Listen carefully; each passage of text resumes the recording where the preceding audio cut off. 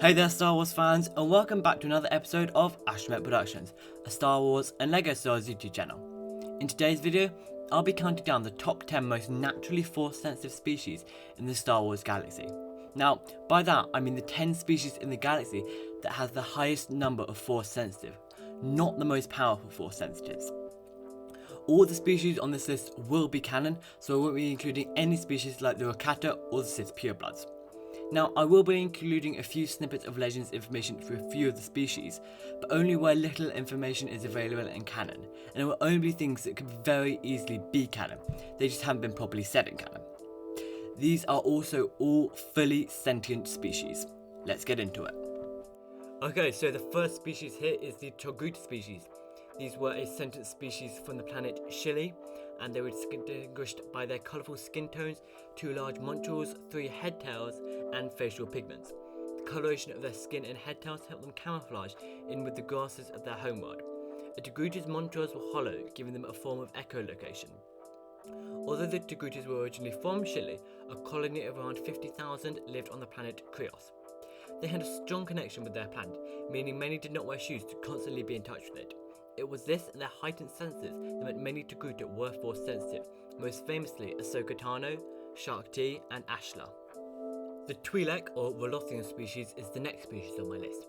These were a race of sentient humanoids from the outer rim planet of Ryloth. The most prominent feature of the twi'lek was their head tails or leku. Twi'lek usually had 2 leku, though some did have 4, and they were often used in the twi'lek language of twi'leki. Twi'leks came in a vast array of colours, including white, orange, yellow, pink, green, blue, purple, black and red. Twi'leks also had a very distinctive accent when they spoke Galactic Basic, but it was possible to lose this accent if they were away from Ryloth for long enough, though it could re-emerge if they returned. Twi'lek women were considered very beautiful and, as a result, were often sold into slavery in the crime syndicates. Ryloth was also subject to some very brutal occupations, such as the Separatist and Imperial rules, due to its precious natural resources.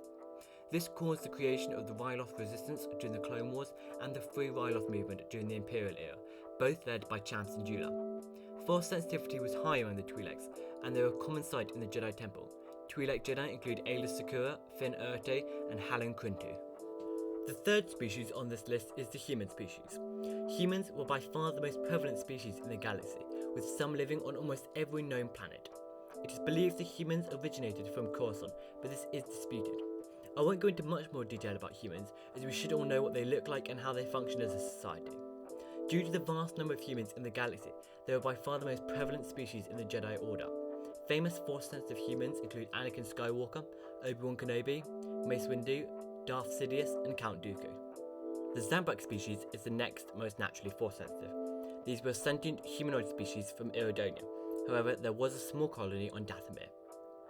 Iridonian Zabrak skin ranged from very light to very dark tones. However, Dathomirian Zabraks were generally red, yellow, or orange. They also both had facial tattoos which indicated their family and their personality. Both species of Zabraks had a ring of horns on their head, with male horns being larger than female. Some Iridonian Zabraks also had hair that was either black, dark blue, or purple. Zabraks had a strong sense of self and independence. This was viewed by most of the galaxy as sheer arrogance, but it was an important part of their culture. Due to this, Zabraks greatly resisted occupation, and many joined the Rebel Alliance and later the Resistance. Many Zabraks were also bounty hunters, mercenaries, or spies, jobs that required a lot of use of one's own physical and mental skills.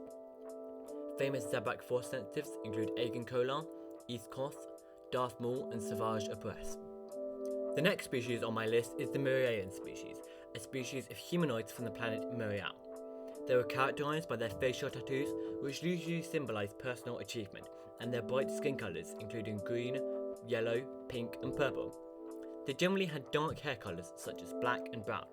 The Miraluka species were a very spiritual species, and very in contact with their planet. Due to this, Miraluka had a natural connection to the Force, and many practiced a primitive understanding of it. Though not all were Force sensitive, most had a natural affinity and basic grasp of the Force. There were quite a few Miraluka in the Jedi and Sith orders, such as Luminara and Julie, Sislim Mir, Barriss Offee, and the Second Sister.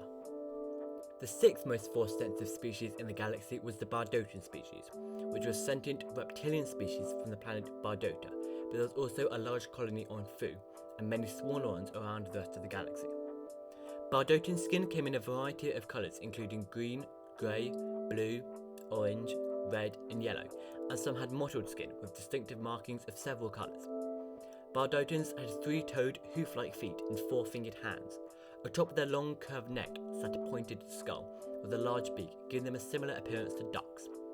The largest variant between Bardotens was their height, with some being only a metre tall at full maturity and some being around 2 metres. Bardotens always had a rich, force-based culture.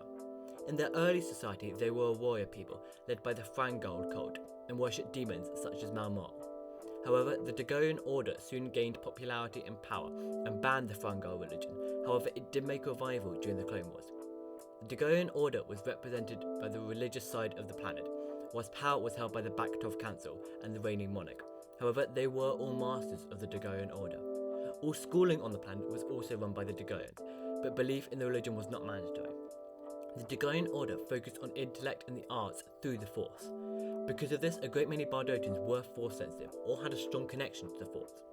There were no Bardoten Jedi, as the few times they did try to induct Bardoten children into the order, they were branded as kidnappers and not allowed back. The next species on this list is the Zeffo species. The Zeffo were an ancient species from the planet Zeffo, but they had become nearly extinct by the time of the Republic, having fled Zeffo in order to save themselves. This species, also known as the Zephonians, had built their culture around the Force. Those most powerful in the Force were known as sages in Zeffo culture, but a large number of Zeffo apart from the sages were Force sensitive, referring to the Force as the life wind. The Zeffo revered their sages and built many temples and statues to them, which are protected by automatons called temple guardians.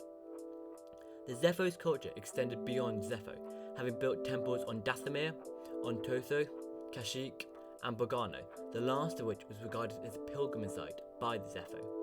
Kujet, one of the last sages, ruling sometime after Iram and Mikjol, sought great power through the life wind, and led to the demise of the Zeffo culture by engaging in the dark side of the Force. When he died, Kujet was entombed in a sarcophagus on Dathomir, holding one of the last remaining astriums as he had destroyed the rest. After that, the Zeffo fled their planets for their own preservation. There were no known Zeffo Jedi. The Miraluka, which is the 8th species here, was a sentient humanoid species who had grey or white hair. They also completely lacked eyes. Now, that's pretty much all we know about them in canon, so I will be diving into legends now, but as I said before, this will all be stuff that could very easily be canon. Their homeworld was simply called the Miraluka homeworld, but at one point it became uninhabitable and they relocated to Alpharides, located in the expansion region. Although they had no eyes, they did have empty eye sockets, so many wore some form of bandage, covering, or glasses over their sockets. Due to this lack of sight, the Miraluka had to resort to other methods of sight, namely the Force. Similar to Kanan Jarrus, the Miraluka used the Force to sense their surroundings, and they could almost see the Force radiating off powerful Force users like Jedi and Sith. Because of this need to use the Force to see, basically every Miraluka was Force sensitive, though with varying degrees of sensitivity. It was said that the Miraluka were actually shot when shown beings who weren't Force sensitive. As a race, the Miraluka were very deliberate, cautious and thoughtful, and also very united, thinking of one another as family. There's only one known Miraluka Force sensitive in canon, that being Prosset Dibbs, a Jedi Knight during the time of the Clone Wars, who fell to the dark side and became a member of the Inquisitorius, as the 10th brother. The penultimate species on my list is the Night Sisters of Dathomir. This species of humanoids, also known as the Witches of Dathomir, were from the planet Dathomir. Now, there was also a male counterpart to this species, known as the Night Brothers, or Dathomirian Zabraks. However, they weren't Force sensitive to the levels that the Night Sisters were, as spoken about earlier, but the two genders existed pretty much separately, so they were often regarded as different species. The Night Sisters were magic wielding, drawing on the magical ichor of their planet. Now, these magics weren't directly drawn from the Force, however, the magical ichor was a form of the dark side of the Force, so I am classing them as Force users. Now, although the Night Sisters weren't Sith, they did use the dark side as part of their magics, and their society and use of their magics was very much steeped in the dark side. The Force that the Night Sisters used also didn't appear in the same way as conventional Force. It appeared as a green smoke, and those most powerful in it could create objects out of thin air and even reanimate the dead. The commonly told story of their origin was that a Jedi Knight named Alia, who had been exiled to Dathomir by the Jedi Council, found the Night Sisters and taught them in the ways of the Force. Though the Jedi Council has no record of this, and there were contradicting theories among the Night Sisters. In 20 BBY, General Grievous was dispatched by Count Dooku to kill Asajj Ventress, and ended up slaughtering all but a couple of the Night Sisters, ending their order. There are only 2 known Night Sisters to join a galactic-wide Force order, those being Asajj Ventress, a Jedi-turned-Sith assassin, and Jacera, who was the apprentice of an Imperial Inquisitor before she killed her master. The last species on this list is Yoda species. This is a species that we know virtually nothing about. We don't even know their actual name. However, it is speculated that we'll learn more about them in future seasons of The Mandalorian. Members of the species were rarely seen in the galaxy. There were only 2 known genders, male and female, both of which look roughly similar. This species was approximately the size of a young human child of about 8 or 9 years old. They had green skin that darkened until maturity, then became lighter as they grew older again. Their long pointed ears were often used to show emotions. The species had a mostly carnivorous diet, eating mainly amphibians, but they did eat some food vegetables. They could have hair, but the only known colours were white and auburn. The species aged very slowly, still being in the early stages of infancy at around 50 years old, and only reaching full maturity at 100. The only recorded examples of Force-sensitive members of this species in canon are Yoda, Yaddle, and Grogu, who are also the only recorded members of the entire species. So, to the best of our knowledge, they have a 100% Force sensitivity rate, and given that each of those members were highly powerful, they're placed at the top of my list. Okay guys, so which of these species is your favourite? If you enjoyed the video, please drop a like, and be sure to subscribe and turn your post notification bells on.